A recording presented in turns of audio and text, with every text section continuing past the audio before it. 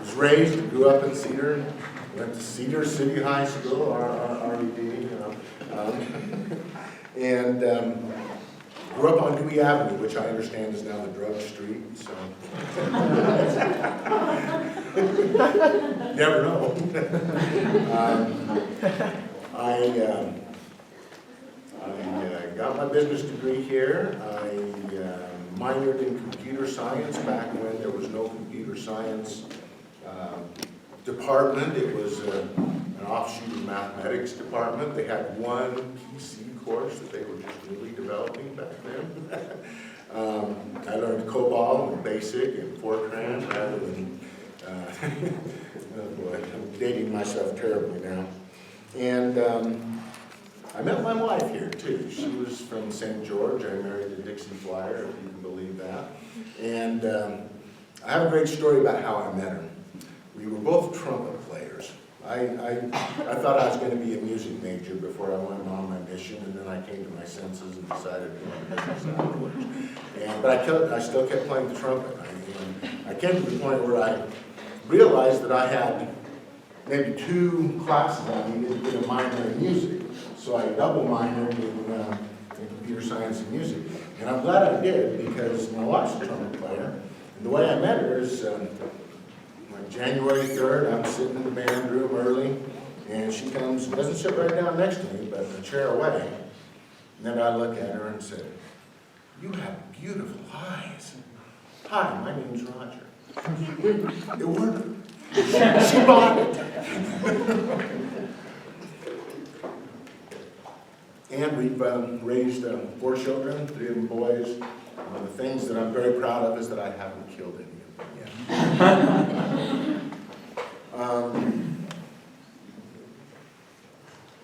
I do want to tell you that the one thing that I discovered going through the MBA program at BYU, and it was actually an executive program. I was working full-time, and we would have 2 3-hour classes a week, and study group at least 3 more days a week, and we had 50 weeks of class and 2 weeks off at Christmas for 2 years in a row. That's why there's a space between 2 of my boys. And I will tell you this, my education at SUU stood me in good standing. I graduated with honors, and I watched almost half of my cohorts in that class fall down and fall out because they weren't ready for it. And I'll tell you what, there are very few universities where you can not only get the best education, but also have access to the best teachers. And I don't mean just going to class. If any of you, I want to raise your hands on this one. If any of you gone to a professor after a class and said, "Hey, help, I don't get this," raise your hand if you've ever done that. Well, if we were sitting at BYU right now, there might be 2 hands raised. So value what you have here, students. It's an amazing place, and it always has been.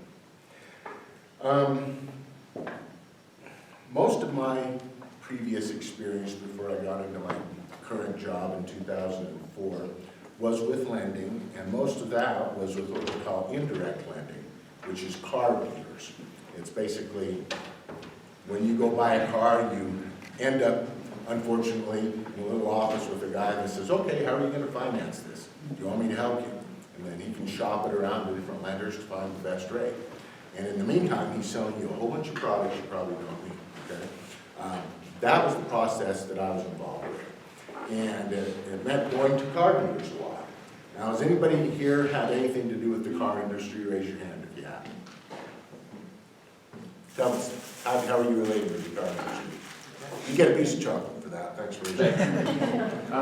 I've worked in a lot of different restoration shops, customizing cars and stuff like that. So, will I offend anybody telling you about how to market a car dealer? It's not pleasant. The first thing you do when you're in front of somebody that owns a car dealership is you have to appeal to their ego. If that doesn't work, you then have to appeal their greed. If that doesn't work, leave, they're dead. Okay? That's how we learn to market. Okay, let's get into the meat here.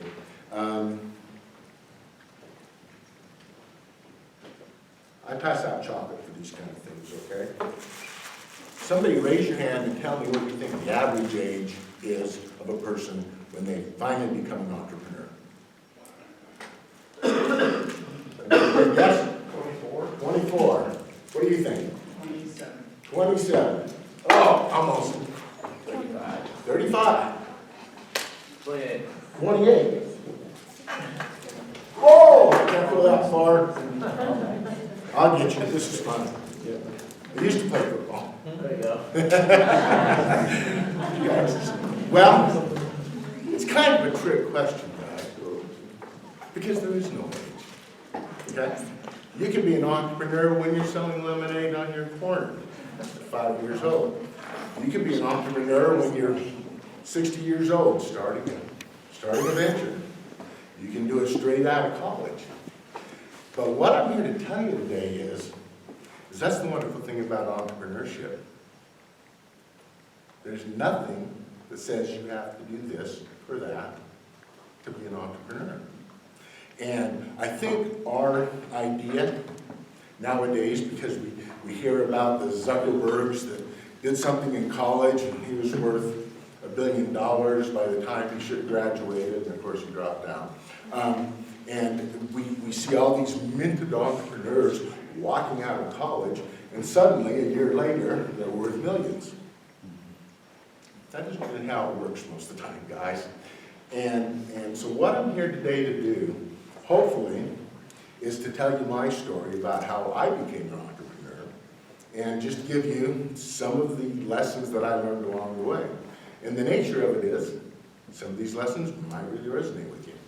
Some of them you might forget about. That's fine. All I hope is that I give each one of you at least one idea that's going to make you just a little bit better. Forgive me, I have breakfast with me. Most entrepreneurs, even the most entrepreneurial person I know, whose name is Richard Christensen, that started, I think, 50 businesses now, something like that, and is an author about entrepreneurship. He didn't walk out of college being an entrepreneur necessarily. He spent a fair amount of time in corporate America. And he had some very important titles. He was a big shot at Nobel for a while. He led Mitsubishi Electric in the USA for a while. And all the time, he was doing this for corporate America and making money for somebody else. He was learning. He was learning. And he had the right kind of entrepreneurial attitude. Even if you spend your whole life in corporate America, if you have an entrepreneurial attitude, you will be successful at whatever you do. Okay? So, let's start with the idea that you guys are in the process, and it's a lifelong process, of figuring out things that make sense for you. And you might have a building block here you're going to put on the corner. You might pick up something else here. And what you're doing is building a foundation of skills that will make you ready for the opportunity that you're waiting for when it comes. And I can guarantee you, whatever you think you're going to be doing today with your college degree, maybe 1 in 10 of you will actually be doing what you think you will in 10 years. It'll be something different. And you got to be prepared for that opportunity. Because preparation is everything. And so here we go. We're going to give you some nuggets of wisdom. Let's see, I need 2 volunteers. Don't raise your hand. Okay, Christine, come on down. One more. Come on down. What's your name? Brandon. All right. You get one just for being brave enough to come down. Okay. Now, this is going to be brutal. I got you up there, okay? I want, by a raise of hands, to tell me which one of these two people you think will be the most successful entrepreneur in their lives. Okay, raise your hand if you think it's good. Okay. I guess by default that means everybody else believes it's this guy, right? Okay. Now, we'll give the winner a chance to go sit down. You can see a paper here. Okay, so tell me a little bit about why you think the class, what was your name again? Brandon. Brandon. Thought Brandon might be the more successful entrepreneur. Any ideas? Yes. Who's taller? Dollar. How he's dressed. Oh, how he's dressed, okay. Oh, here, we give chocolate to people that participate. All right. What else? What are some other things that you thought about when you were sitting there preparing? Oh, come on, isn't it obvious? Man versus a woman, but nobody dare say that, right? Gotta be politically correct. I voted for her, number one. Okay. But number two, Brandon is probably a little bit more vocal on what he's doing in his current ventures, which is probably why he got a lot of the votes. That's my assumption. My big, okay. So the idea here, guys, is we all have preconceived notions. I mean, look at me. I'm not exactly the best looking fellow. I don't think I have most of the charisma that I wished I had. When I was in college, I thought to myself, no, I'm never going to be in sales. I'm too shy. Okay? But now that you've been judged by your classmates, how do you feel? Don't you have a little part inside of you that says, they're wrong? You kind of want to go prove wrong, now, don't you? Yeah. All right. Well, then you really are the big winner. Just pull that you can. Well, thanks for being here. So, there's a couple of lessons. These are the kind of things that you should write down. Number one, don't worry about what other people think about you, okay? And number two, if you're an entrepreneur and you need to hire somebody, don't give in to your preconceived notions. Just because somebody's more corpulent than the next. I mean, let's face it, most people think fat people are lazy, slothful, good-for-nothing slugs. Isn't that the original, typical first impression? Wouldn't be surprised if it is, even if we don't want to admit it to ourselves. So, what I've found is that I have to deal with that preconceived notion, okay? And what I've done is I've tried to dress in black, it's more slimming, try to be GQ, although nothing I put on my body is ever going to make me look any less fat. I've learned to be fairly well-spoken. You know, growing up in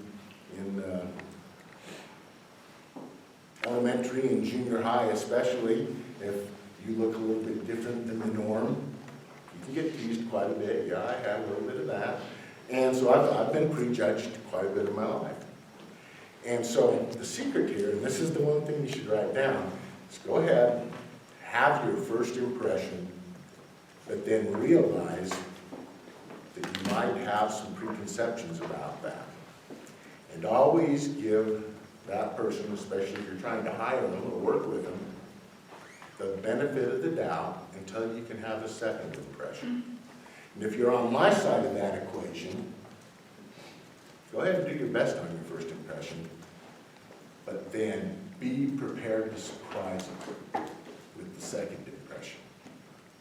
Because the second impression, for anybody that's reasonable and doesn't have blinders on, is going to be more impactful than the first. Because that's where you have an opportunity to overcome that first impression. Okay? So be aware of both of you guys, and always take a chance to make that second impression. With me, I think most of the time, that second impression is going to be a little bit longer, okay? And you get a chance to be thoughtful, prove to him you have a good mind on your shoulders, prove to him you're well-spoken, prove to him that you might know what you're talking about, and it'll work. So that's the first thing. Let me tell you a little bit of story about that, as a matter of fact. One of the people that I have learned the most from is a gentleman that spent most of his life as a Marine. And he came here to go to BYU to get a doctorate in psychology, and something went wrong with his funding. And he ended up in a car dealership being a finance guy, the guy that I was talking about. And I ended up buying deals from him. It's really unusual to see somebody in that position make friends with somebody in the position I was in. And somehow we did. And it turned out that I had an opportunity to help him get a job. And we worked together for a while. And he knew more about selling than I will ever forget. Okay? He was an amazing man to have along. And you know, he grew up with a speech impediment. He was a stutterer. And in all the days I've known him, I've maybe heard him stutter twice. And I can't tell you how many millions of dollars he has sold because he wasn't willing to, number one, be judged, and number two, learn how to overcome what he was facing. I had just barely hired last year in my current job another person. I didn't know he had kind of the same thing. And he doesn't really stutter, but when he's unsure of himself, he starts going, and, you know, and it's pretty noticeable sometimes. But you know what? He is the smartest person I have ever met. And I am, now I've already told him this, when I get ready to move on, I'm grooming him for my position. And I've even gone to him and said, hey, listen, you and I both know that there's a little bit of a problem, especially when it comes to selling or training, you get tongue-tied.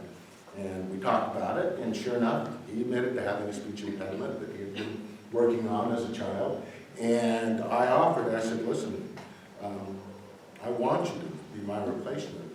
This is one of the things you're going to have to work on. And my company, ILPs, won't even pay for therapy for you, because that's how much we think of you. So just be careful judging people. Always give them a second chance. Okay, here's a chance. We call it being Judge Judy and executioner. Everybody know who Judge Judy is? And there's an extra bonus handful of cash if you can tell me what show Judge Judy and executioner came from. Simon Pegg. Close. Simon Pegg. Hot Fuzz. Look it up. It's a great movie. I guess I'll leave that.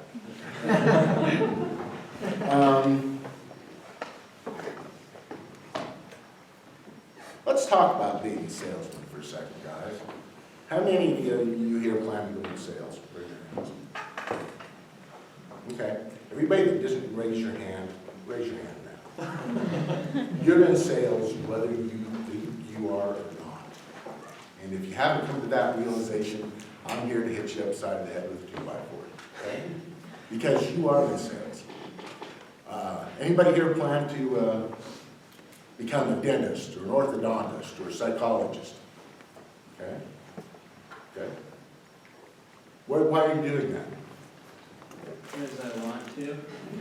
Well, is it just out of the goodness in your heart, or do you hope you'll make some money? Yeah. Yeah. I think it'll be a good job, Okay. oriented, and be able to make good money. Yeah, good money, exactly. That's what we're all here trying to do, is chase the worm, make some money, right? Okay. Well, you're gonna have to be a salesman to be successful. You're gonna have to learn how to market yourself. And that isn't an option, guys. Anything you go into, the least you'll have to do is sell yourself. I was pretty shy. First time I tried selling something was probably, I guess it was maybe just right after my senior year. There was this little gal, old person in a shop somewhere, and she could do signs on laminates, on plastic. And she needed a salesman. So I said, okay, I'll try it. And I was terrible at it. But the one thing I did do, my claim to fame, is I talked Scott Phillips into using this old lady to do badges for all the volunteers that help see people at the Utah Shakespeare Festival. And that was my first sales success. And it was silly, I made $200 on it myself, but I kind of liked the Utah Shakespeare Festival, I grew up with it, so I always thought, hey, that was cool, I helped. Going on a mission, if you've ever been on an LDS mission, sales, it really is, you're selling a product. Let's see, when I was with the visiting car dealers, it wasn't sales. It was me being a professional visitor. Oh, hi, how are you? Everything good? Yeah. And then, what happened, this is fun, is the First Security Bank had an insurance subsidiary. And First Security did a lot of dealer business. And they wanted somebody to jump from the dealer side over to the insurance side because they wanted to sell insurance products to this big base of dealers. And I got tapped for that job. And that's why I call myself a professional visitor, because I wasn't really a salesman on that side. But the big thing we had to sell were service contracts, warranties, if you will. And it is the sleaziest, slimy business you'd ever want to be in. I spent 5 years in there, okay? And one of the things I learned is that, number one, I'm not sure I could change my own oil, okay? I knew nothing about service contracts and car repairs. And one of the guys that was tasked with training me with this company that I was representing, he said, you know what you need to do? You need to go buy car repairs for dummies. And I did. And I discovered a secret to selling, guys. Matter of fact, I just shared this with Christine.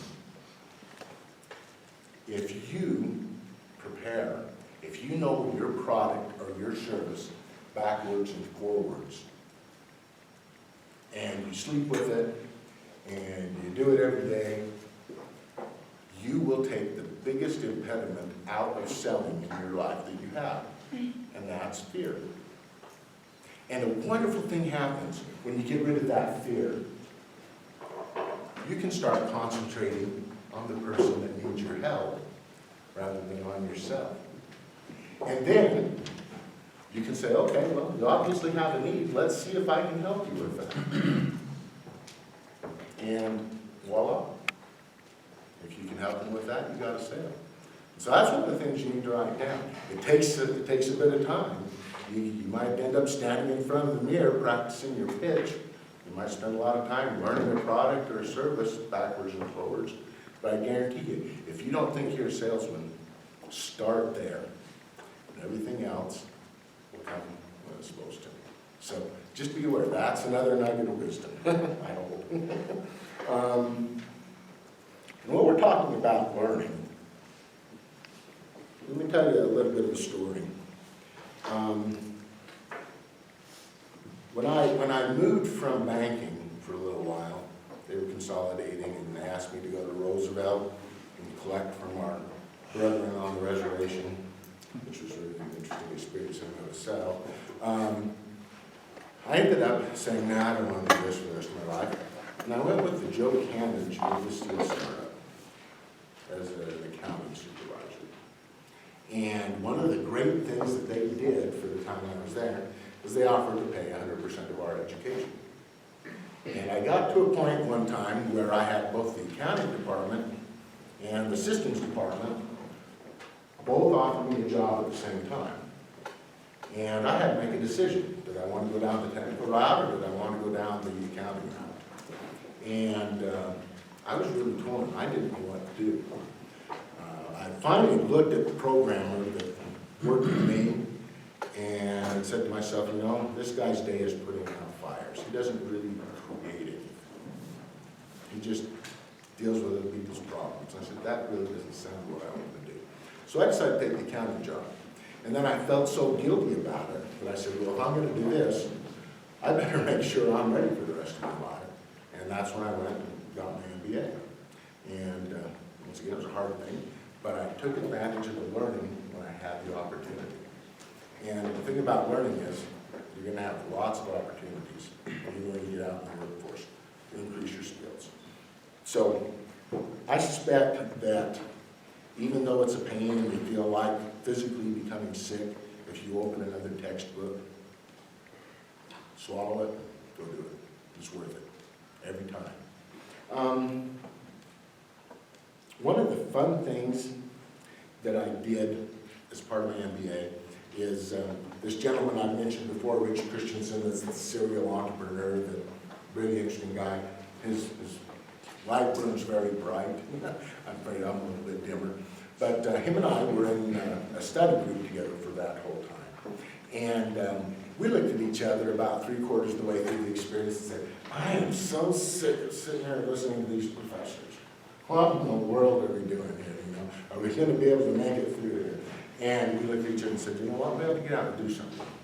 And so we took, I think the class cost was like $600 for just one of those classes in the program.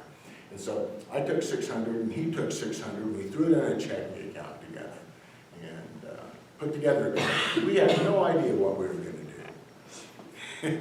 And we tried 3 or 4 different things, and most of them were failures, but we said, we don't care. If it costs us $1,200, we'll at least learn something in the real world. And we never really were terribly successful with any of it, but boy, we learned a lot. And boy, we learned some lessons that stick with us till today. And we ended up eventually making enough money that when we finally got too busy with the rest of our professional career, we just took the money we made and bought a condominium up at a ski resort that our families could enjoy.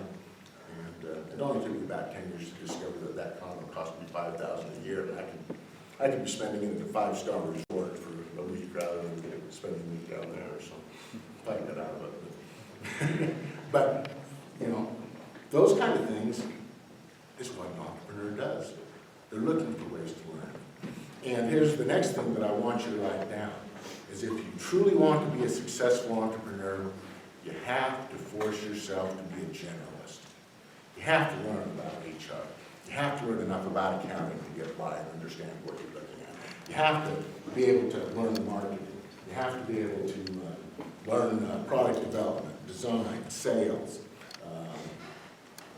human resources, again, because I hate human resources. But literally, I mean, how many people go out and have this great idea, they're out doing it because they're an expert, they do it great, and then they hire people around them that take advantage of them. It's because they have not become generalists. Of course, the other side of that coin is you have to be an expert at something. So be an expert, be the wizard, have that at the core of what you do, but you've got to force yourself to learn the rest of it, even though you don't like it. And you don't have to be an expert, but you have to be enough an expert to know whether things are going the right way or not, and if you get taken advantage of. One of the fun things about life is you usually can find somebody that's really good at making money. You usually can find somebody that's really good at managing money. It's a rare event when you find that in both people. I cannot tell you how many times as a lender I had to do a third mortgage on something for a judge or a lawyer or a doctor because they were brilliant at what they do, but they couldn't be bothered to manage their own resources. And it happens all the time, guys. So it's a real simple thing, but forcing yourself to be a generalist will serve you well your entire life. The other thing that does is you surprise yourself. You find things that you didn't think you'd like, that you actually do like, or that you're good at. And so somewhere, you might be putting another building block into that foundation of preparation. Even if you're working in corporate America, that will be something you bring with you into your entrepreneurial experience when you have that opportunity. So far so good. Oh, the other thing that I didn't say was back on sales. I would never believe this, but for the first 6 years of my company's life, I was the only one selling. And it was all by phone. I know I have a face for phone, but it worked. And if you would have told me that I was going to be involved with sales that much when I was your age, I would have gone screaming into the night. So don't be scared of it. The worst people can say is no.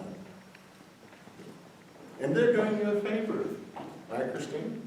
If they say no, they're doing you a favor. If they say maybe, and it takes 2 more weeks for them to tell you no, what have they done? Wasted your time. So no was actually good, guys. Really good. Okay, here's one of the great stories I have for you. When I was selling service contracts, we had a guy that was the sales trainer for this service contract company. And he came from a thing called Gulf Coast Toyota. He was their main marketing manager.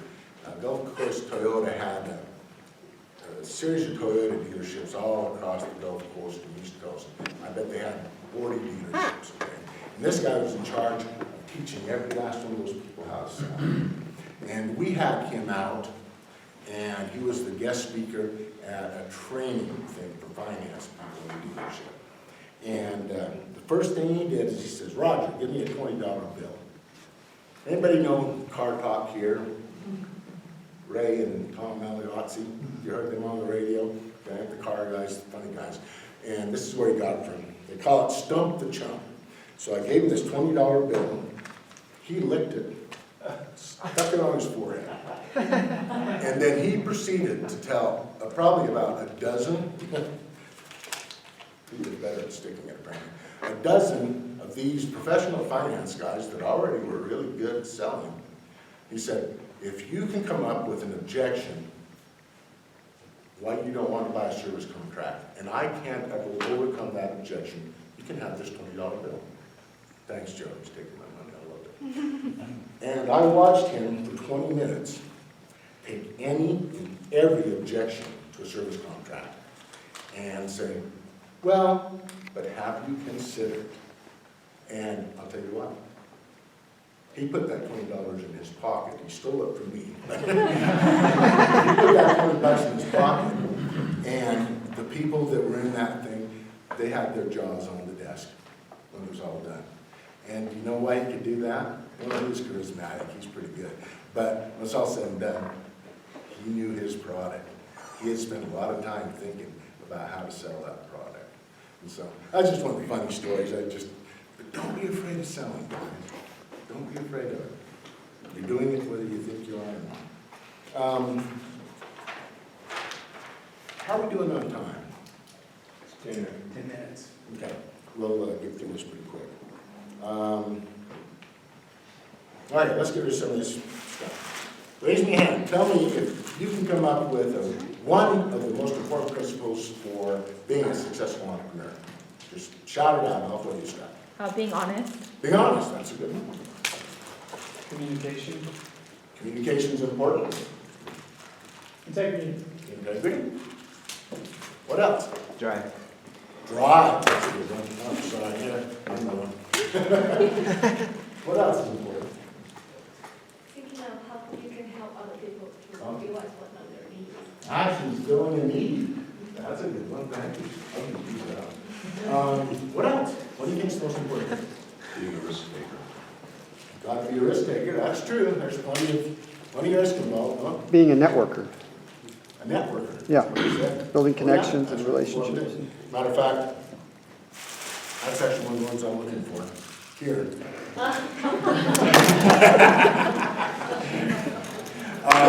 What else? Happy is I important. don't want all of it. Patience is very important.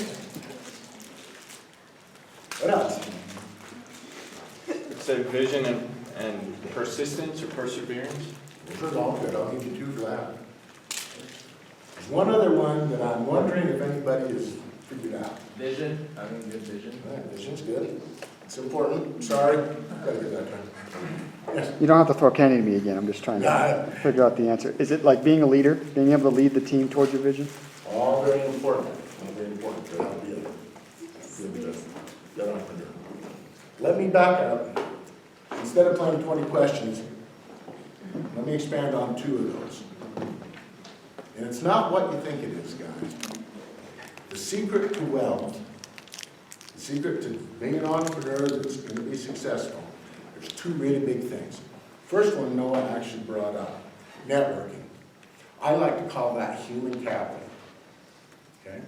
One of the great things about going through the MBA program, besides getting my brain rewired, was being thrust into a situation, a pressure situation, with about 5 other people in my group for 2 years. And that put a bond that has lasted a lifetime. And that network has given me the ability to, when I'm unsure of something, I pick up the phone, talk to Rich, or talk to Rick Maher, or a number of people. Being able to say, hey, I got a problem, do you know anybody that can help me with this? That kind of networking, that kind of capital is so important going forward. And you'll probably have more opportunities for that when you're in college than you will any time in the future. Not that it doesn't happen in the future, but that kind of thing is golden. And it isn't because you're smarter than the rest, but you know what? If you've got a network of people, then you can tackle just about anything. And it's like gold in your pocket. It really is. The other thing that we can talk about is gold in your pocket. How many of you would have ever guessed that even at this point, making yourself save $10 a month and literally paying yourself, not touching it unless there's an absolute emergency, it's never too early to start building some capital that you always have in reserve. It might be for an emergency somewhere down the road, but if you can save $10 a month for 10 years, it's not going to be a lot, but you know what? It might be enough to take advantage of that opportunity that's coming to you. Being able to invest wisely and prudently. I don't think if you've got a young family, you should be taking a lot of risks. Most of you, when you get married and have kids, your dreams of being a hotshot entrepreneur and being the next millionaire might go by the wayside for a while because guess what? You've got rug racks to pay. That's okay, as long as you're still thinking to yourself, I know that there's a dream out there. I know I'm not there yet, but I got to prepare for it. So doing savings, investing prudently. Here's something you might not consider at your age. How important is a credit score? Does everybody know what a credit score is? It's 3 little numbers that will give you access to capital. And whether it's debt or capital, you're treated the same way. I can't tell you how many times when Ford stock during the last crisis got to $2, you know what? I wrote a home equity line check because I was so sure Ford was going to go up. And you know what it's at now? 12 or 13. And it's been as high as 18. I'm still trying to shoot myself in the sun. But it's just small stuff like that. Geneva Steel's initial public offering. You know what I did to buy into that? I went down to the credit union and gave them my old truck for $1,000 loan so I could go invest in Geneva Steel stock. Now, granted, $1,000 may have stung me and killed me. You don't want to get too crazy with that. But you see how having assets and capital put aside can help you? One of the other things that you might not even consider is a lot of you that are just starting families, you're going to be considering life insurance. Well, what I did is every time I paid a life insurance premium, I tried to pay $200, $300, $400 more every year. And now after 25 years, I've got just one of them, and I got several of them, but one of them has over $30,000. That's my money. I can go get a loan against that with no questions asked if I have an opportunity to take care of it. So, you know, you can think about these kind of things and start preparing now. You may not think it's a lot, but it'll build up over time. And it will let you be willing to take the opportunity because you're not taking food out of your kid's mouth to take a risk. So, access to capital Think about that. It's very important. Position yourself to have access to capital. Pay your bills on time. Don't mess up your credit score. Have some reserves. Don't touch them for silly things. Hard to do, but that's what will give you the opportunity when it happens, okay? We're getting close to the end here.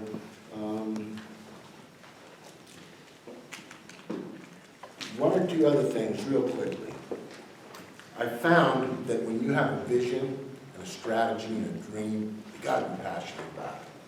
It's absolutely important. If you're not, go do something else, okay? But then when it comes to actually executing something, you get down to the tactical level, keep emotions out of it. I wanted to be a great football player. Here at SUU, played for 2 years. Played once before my mission, came back the second year after my mission.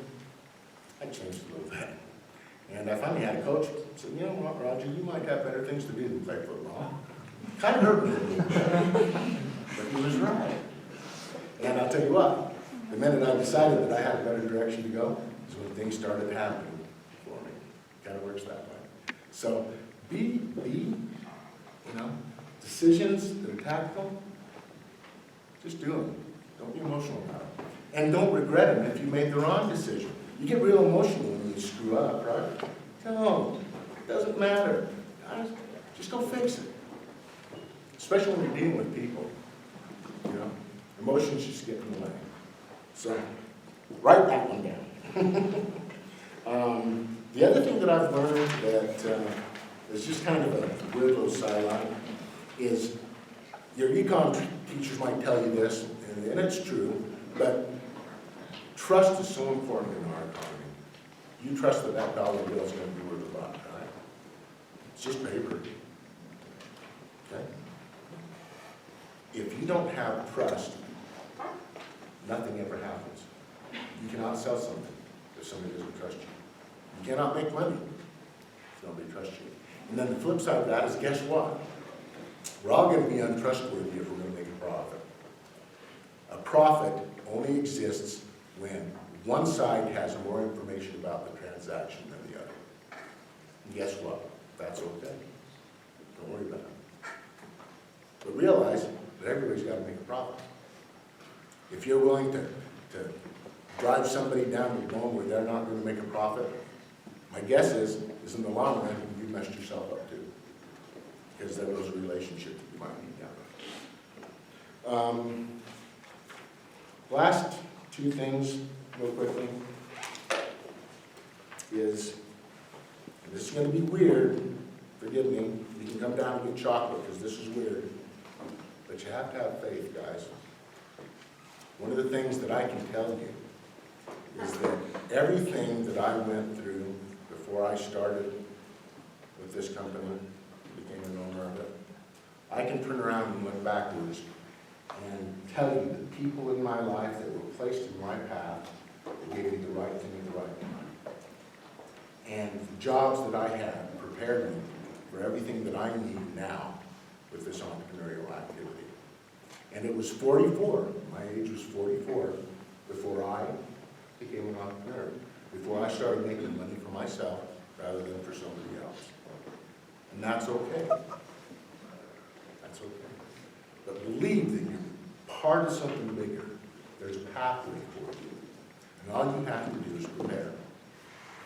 And then when the right thing comes along, it'll be a square peg in a square hole, and you will have the preparation, the capital, the network, that it'll be obvious to you. You won't even be afraid to do it.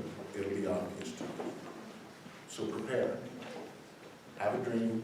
Figure out where you're going. And force yourself to do stuff you know that you're going to need someday.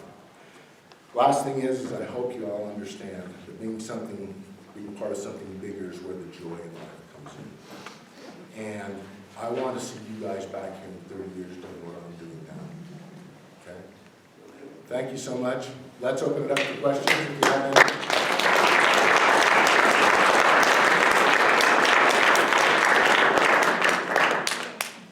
We have enough time for any questions real quick? Sure, real quick. Just real quick. Any questions? Yes. What were some of those things that you and Rich tried with your 1,200 bucks? Well, before the federal government caught up with us, we actually tried advertising by fax. We tried selling T-shirts with something that was close to BYU, but not quite. Let's see, what else? We actually, the one that we made most Yeah, money yeah, off I is looked at those. we hired Nobel people to do networking for companies, and we'd give them half of what we got, and we'd keep the other half for digging up the work. Now, that's the thing that worked the best. Then we finally got so busy with everything else, was more corporate constructor. But I was Rich Christensen's first partner. Anything else? Thanks so much, guys. Thank you.